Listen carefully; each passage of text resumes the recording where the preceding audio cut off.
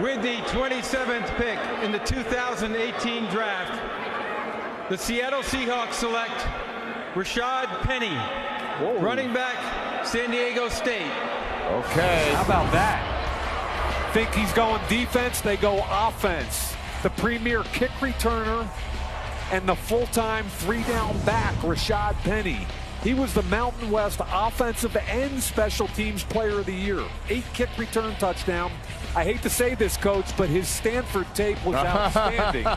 I saw it firsthand. The guy is big, he's physical, he breaks tackles, he doesn't have the high-level speed that our top pick had, but this guy's special. Yeah, and I call him a weaver.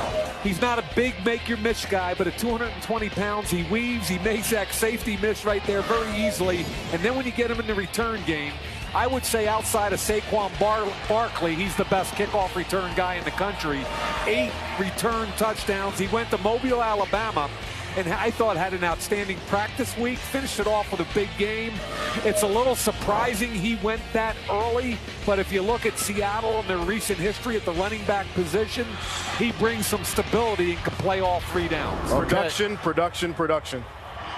So standing ovation in the Honda War Room camera in Renton, Washington. Paul Allen and John Schneider and Pete Carroll all fired up. With the 79th pick in the 2018 NFL Draft, the Seattle Seahawks select Rasheem Green, defensive end from University of Southern California. I like Rasheem Green.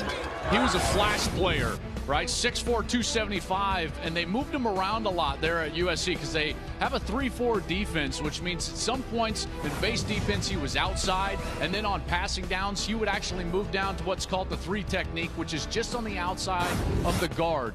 Rasheem Green is the type of guy that maybe wasn't as productive as he could have been in college, but Mike, the potential is there because of the athleticism and the frame. He's got the NFL frame that you want, especially if you want to kick inside on sub packages. He can play outside, he can play inside. Third-year junior, he's only 20 years old. A couple years from now, he might be a 298-pound 3 technique that's quicker than anybody in the NFL. So there's a ton of upside. I think what pushed him down a little bit, look at the hand usage here. There's that inside rush. What he doesn't do well is anchor against the run from an inside position. He also has a knee issue that scared some teams away at the top end of the draft. So I thought he'd end up in the 3rd round or the 4th round, and that's what happened, mostly because of the knee. With the 120th pick in the 2018 NFL Draft, the Seattle Seahawks select Will Dissly, tight end from Washington. That's just about as good as an offensive lineman. All right. That's the best blocking tight end in this entire draft. When I did my first top 5 for tight ends, I put him at 5, and people were calling like, why are you putting Will Dissly? Who's Will Dissly? Well, he's the best blocking tight end. He's a former defensive end, and he won't embarrass you in the pass game. Catches the ball fine, but he's like a big tackle. He's an inline Y. Russell Wilson in that running game with Rashad Penny will love him.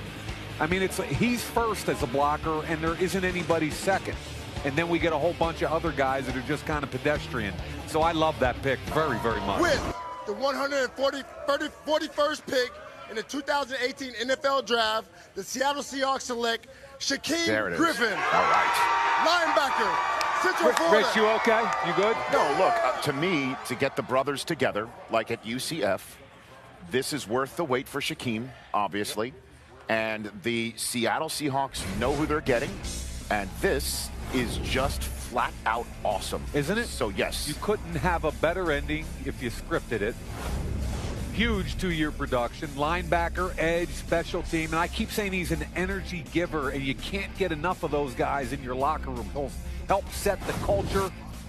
And when you put his tape on, what I've said ever since the first time I watched him is there's not a guy that works harder in the country to get to the football, whether it's coming off with an up and under move against a tackle and a spin move, whether it's sprinting 20 yards down the field to make a tackle. He is all about it, working against the right tackle. Now watch your closing speed. We saw that at the Combine where he ran 4.38. Positive energy, coupled with his twin brother, and nice job, Seattle. Way to go. Awesome job, Seattle. Way to go, John Schneider, Pete Carroll, and all those hardworking scouts. With the 146th pick of the 2018 NFL Draft, the Seattle Seahawks select Trey Flowers, defensive back, Oklahoma State.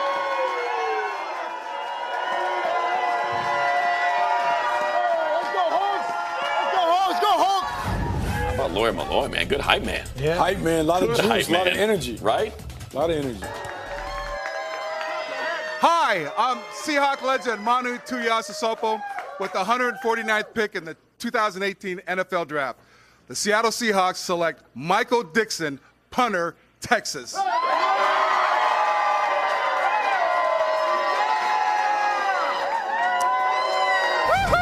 Hard to argue that the 12s aren't the loudest fans in football when they cheer that loudly for a punter. Hey, punters are people too. They are, and this guy absolutely dominated Missouri in the Texas Bowl. Well done, Crikey. Even saw the 10-yard line 7 different times. Had him buried back there. They couldn't get out. Drew Lock was absolutely disgusted. I'm going to say that's more Kiwi. Yeah, I know, it is going more New Zealand. Yeah, I know. It's got a little more New Zealand. You got to get a little more great. A little Aussie. There you go. Here's an Australian kicker who doesn't kick rugby style, which is actually kind of rare. And Michael Dixon's got as much swag as a punter can possibly have. In the Texas Bowl, it was one of the greatest.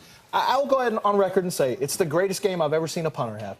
7 punts inside the 10-yard line, and like it was every time I was excited to watch Texas punt, which they did a lot of this year. You just noticed Bucky take his glasses off. You just said the greatest game of any punter I've ever seen. A punter. Yeah. The greatest game. Of all the punting that I'm going to let you marinate on that for a minute. Yeah. You actually said that out loud, and it's going to be documented. I will say this. With the 168th pick in the 2018 NFL Draft, the Seattle Seahawks select Jamarco Jones, tackle, Ohio State.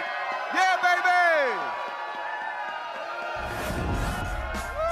Stay hating on Jamarco Jones and watch what happens, because I think Jamarco Jones is going to become a good NFL player.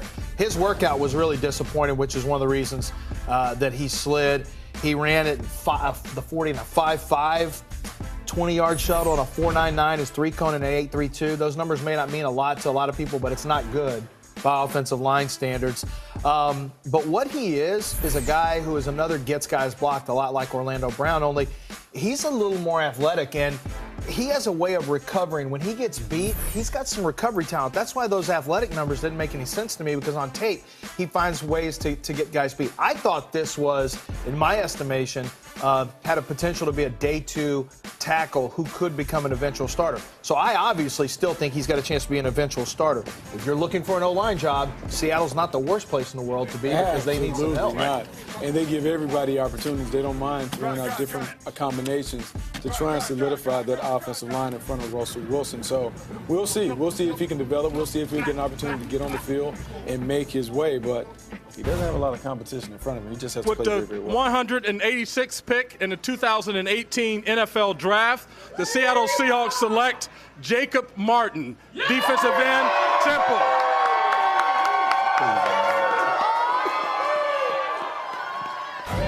Jake Martin, worker B. Temple tough. Yeah, I like him. He is Temple tough. I bet you're a big Matt Rule guy, too. Most definitely. Love Matt Rule. Yeah, so Jake Martin is a guy who was brought to my attention by, I was asking around during chasing my ghost list players, who are some guys who could get drafted late that I don't have on the list. And he popped up, and he had a very good workout. As a matter of fact, his workout was just a little bit below Hassan Reddick's. And I turned the tape on, and I was watching the opposite end, the edge that they have that could get drafted. And Martin, number 9, is the one who flashed. And then when I heard, hey, you need to look at number 9, Jacob Martin, I saw some really good tape. In fact, he's undersized to play defensive end. They played him on the interior, like as a nose at times when he was a junior, when they had Hassan Reddick outside. What I think they could do here is, who just drafted him, Seattle? Yep, Seattle. I think they're going to try to convert him potentially to linebacker. I think he has some of the same physical traits that Hassan Reddick has, who made the move to linebacker from defensive end. And I wouldn't be shocked if they try to turn him into a linebacker. They have precedence there in Seattle. Remember, Bobby Wagner, when he was at Utah State, he bounced all around. Yeah. He also played outside on the edges before making a move inside to linebacker. Maybe they envision the same kind of stuff with Jacob Martin. With the 220th pick in the 2018 NFL Draft, the Seattle Seahawks select Alex Mago, quarterback from Florida International. Follow the Patty Pigskin Cop podcast. I'm out. What was that? He just shouted out his podcast. Okay. Props to that kid. And that's Get it where you can. Well, I'm glad to see we got B-roll on him because I don't have Alex a write-up McGaw. on Alex. So let me see what his, let's see. Leaves it behind runners, doesn't throw it as much placement as he needs to. Can fit it into tight quarters. What else do we have here, guys? I mean, I can just give you the mascot. That's all I got. It doesn't always come out cleanly. So Alex McGaw will make me go back to the, that's number 4. I'll be a little busy. Florida International. I rank 500 You know what? of these. I'll throw this at both you guys because, you know, the quarterbacks are now being drafted. We had Danny Etling come off. Now we have Alex McGaw, someone you didn't write up a profile on. Way to go, Lance. Thanks. Thank you. You know, that's where I get all my studies from. You're my Cliff Notes. But Logan Woodside was someone that was being mentioned as a potential quarterback, and you see the last quarterbacks picked. He's not part of it. He's a small guy. Although I got to see, because I didn't think Alex McGaw looked not very tall. Well, I take it back. He's almost 6'4", 214. That would be tall.